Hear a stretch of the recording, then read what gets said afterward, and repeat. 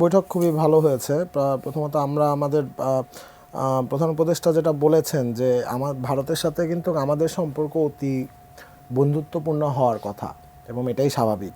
আমরা একই পাশাপাশি বসবাস করি, একজন আরেকজনকে এড়ায় যাওয়ার কোনো কারণ নাই। মানে আপনি তো আপনার নেইবার চেঞ্জ করতে পারবেন না। সো দুইজনের স্বার্থেই এবং মানে I can't emphasize this enough যে মানে বাংলাদেশের যতটা ভারতকে জরুরি, ভারতেরও কিন্তু ঠিক একইভাবে বাংলাদেশকে জরুরি। সো এই একইভাবে যদি পুরো ব্যাপারটা দেখি, সেই ইঙ্গিতে আমার কাছে মনে হয় যে বৈঠক যথেষ্ট পরিমাণ পজিটিভ গেছে। প্রধান উপদেষ্টা বলেছেন আজকে যে এই বন্ধুত্বর মাঝখানে হচ্ছে এখন কিছু ক্লাউড চলে এসছে। এই ক্লাউডগুলো এখন আমাদের মানে এই সরানোর দায়িত্ব এখন আমাদের দুই দেশের। সো ওই দিকে যাতে আমরা কাজ করতে পারি। এবং উনিও ফরেন সেক্রেটারিও ইন্ডিয়ার ফরেন সেক্রেটারিও বলেছেন যে ওনারাও চাচ্ছেন যে সম্পর্কটা মধুর হোক। এবং তিনিও এমফাসাইজ করেছেন যে যখন অন্তর্বর্তীকালীন সরকার প্রথম ক্ষমতায় গেলেন তখন কিন্তু one of the first leaders, world leaders যারা ওনাকে কংগ্রাচুলেট করেছিল ওয়াজ নরেন্দ্র মোদী। সো উনি এটাও বারবার রিপিট করেছে। সো ওখানেই কিন্তু মানে দেখা যাচ্ছে যে ওরাও ওদের বন্ধুত্বপূর্ণ হাতটা বাড়িয়ে দিতে চায়। বাট কিছু অবভিয়াসলি কিছু স্পেসিফিক জিনিসপত্র আছে যেগুলো আস্তে আস্তে কাজ করে। গত কয়েকদিন ধরে আলোচনা করছি সেই বিষয়গুলো নিয়ে এবং আজকের যে বৈঠক সেখানেও আমাদের প্রত্যাশার জায়গা সেখানেই ছিল যে টেনশনগুলো কাজ করছে, অস্থিরতা কাজ করছে, টানাপোড়েন যেটিকে আমরা বলছি। আপনার কি মনে হয় এই বৈঠকের পর সেই টানাপোড়েন কি কমলো? মাঠের অলরাউন্ডার আমি আর ঘরের all rounder Tilex. Tilex toilet cleaner, clean মানেই টাইলক্স। এটা কমাতে হবে, এটা দুই দেশের স্বার্থেই কিন্তু কমাতে হবে। কমবে কি মানে না কমানো is not an option. I am not saying this from Bangladesh point of view, I am also saying it from an Indian point of view.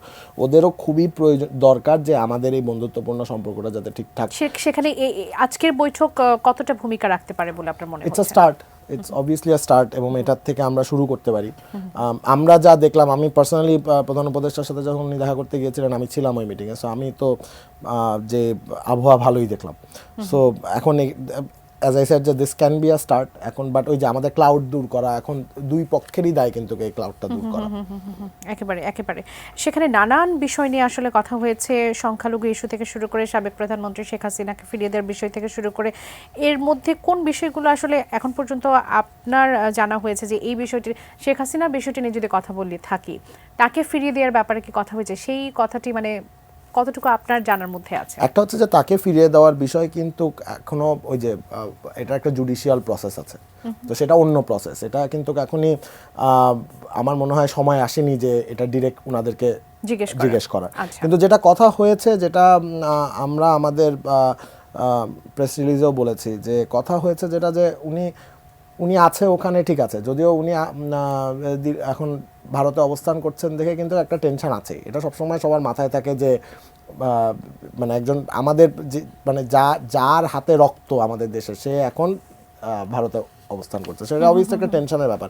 কিন্তু যেটা আরও টেনশনের ব্যাপার যে উনি ওখানে কথা বলছেন। আচ্ছা, এটি নিয়ে তো কথা হয়েছে, এটা নিয়ে কথা হয়েছে, আমরা ওখান থেকে রাজনীতি পরিচালনা করছেন, সেটি নিয়ে বাংলাদেশ এক ধরনের সমস্যা অনুভব করছে, সেটি নিয়ে কি ধরনের কথা হয়েছে? না, এটা নিয়ে আমরা একদম দৃঢ়ভাবে বলেছি যে দিস নিডস টু স্টপ। উনি আছেন, ঠিক আছে, ওটার একটা জুডিশিয়াল প্রসেস আছে, ওনাকে ফেরানোর সবই মানলাম। কিন্তু উনি এখানে কথা বলা যখন বলে তখন যেটা ইঙ্গিত দেয় কি, যে তাহলে কি দিল্লিও চাচ্ছে যে উনি কথা বলুক, মানে এই ধরনের একটা পারসেপশন কিন্তু মানুষের থাকে। না, আমি বলছি যে মানুষের পারসেপশনটা কিন্তু এটা উনি বলেছেন যে এটা উচ্চ মহল পর্যন্ত উনি নিয়ে যাবেন এই কথাটা। কিন্তু আমরা আমাদের জায়গা থেকে বারবার বলেছি যে এই জিনিসটা বন্ধ করতে হবে। উনি রাজনীতি করতে পারবেন না, তো উনি দিল্লিতে বসে অন্য দেশের রাজনীতি করা, এটা তো দিল্লির জন্য হানিকর। এটা এমফাসাইজ অবভিয়াসলি দেওয়া হচ্ছে। সংখ্যালঘু ইস্যু নিয়ে এক ধরনের টেনশনের কথা বলেছে তারা। ভারত বিশেষ করে বাংলাদেশের সংখ্যালঘু নির্যাতনের বিষয় নিয়ে তারা শঙ্কা প্রকাশ করেছে, সেটি নিয়ে তাদেরকে আমাদের পক্ষ থেকে কি ধরনের বার্তা দেওয়া হলো? আমরা তো ওপেন বুক, আমরা তো প্রথম থেকে বলে আসছি, আসেন, এসে দেখেন, go through our books, go through the country, see যে কি ঘটেছে এটাকে, এবং যা ঘটেছে সেটা সংখ্যালঘু নির্যাতন বলবেন কিনা, ওই প্যাকেজে যাবেন কিনা, এটাও একটা বড় কোয়েশ্চেন। সো আমরা ওখান থেকে বলেছি যে আপনারা যে কোনো টাইমে আসেন, আমরা তো প্রথম থেকে বলে আসছি যে মিডিয়া পাঠান, আপনারা ভিজিট করেন, এসে do whatever you have to do, এসে দেখে যান কি হচ্ছে। তাদের যেসব মিডিয়া বাংলাদেশ নিয়ে অপতথ্য ছড়াচ্ছে, মিথ্যা সংবাদ পরিবেশন করছে, গুজব ছড়াচ্ছে, সেটা নিয়ে নিশ্চয়ই কথা হয়েছে।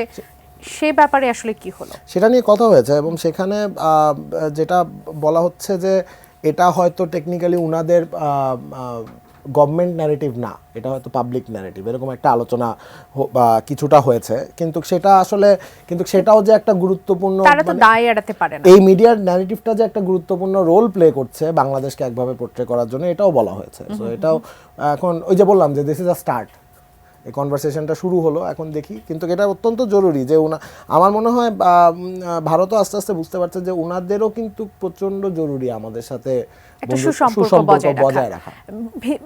5 আগস্ট পরবর্তী সময়ে ভিসা জটিলতা ব্যাপকভাবে দেখা যাচ্ছে। বিশেষ করে আমাদের দেশ থেকে তো অনেকে আসলে চিকিৎসার জন্য হলেও ভারতের উপর নির্ভরশীল, অনেকে স্টুডেন্ট ভিসার জন্য আমাদের ইউরোপীয় ইউনিয়নের যেসব দেশের আমাদের এখানে ভিসা করার সুযোগ নেই, এমবাসিগুলো সেখানে আছে, তাদেরও সমস্যার সম্মুখীন হতে, সেই বিষয়গুলো নিশ্চয়ই প্রাধান্য পেয়েছে। সেটা নিয়ে কি ধরনের কথা হয়েছে? সেটা কি বেশ কিছু, আমার মনে হয় এই ধরনের বিস্তারিত আলাপ পররাষ্ট্র মন্ত্রণালয়ে বেশি হয়েছে, আমাদের এখানে ততটা হয়নি, বা যে মানে বললাম just going through the topics হয়েছে আর কি। বাট এটা বলা, ভারত হাইকমিশন বলেছেন কিন্তু যে ওনাদের লাস্ট 1 মাস আগে যে ভিসার সংখ্যা ছিল তার চেয়ে ওনারা বলতে চাচ্ছেন যে ভিসার সংখ্যা বেড়েছে। অর্থাৎ তারা ধীরে ধীরে আসলে এক্স্যাক্টলি তারাও নরমালসিতে ফেরত যেতে চাচ্ছে, যেটা আমাদের কাছে মনে হয়। একেবারে সর্বোপরি আজকের বৈঠক নিয়ে যদি জিজ্ঞেস করতে চাই যে এই যে বৈঠক হলো 2 পর্যায়ের, সেখান থেকে ভারতকে কতটা ইতিবাচক মনে হলো বাংলাদেশের সহযোগী মনোভাব পোষণের ক্ষেত্রে বলি, বা আমাদের, আপনি বললেন যে নরেন্দ্র মোদী সবার আগে তিনি আমাদের শুভেচ্ছা জানিয়েছিলেন, তাহলে তারা কতটা ইতিবাচক মনোভাব পোষণ করলেন? আমি আমার জায়গা থেকে দেখলে তো আমি বলবো যে ইতিবাচক মনে হয়েছে, কিন্তু আমার কাছে আরো গুরুত্বপূর্ণ যে তাদের কাছে ইতিবাচক মনে হচ্ছে কিনা। মানে ওই যে আমি বারবার এমফাসাইজ করতে চাচ্ছি যে this is for the sake of both of the countries, এটা খুব জরুরি।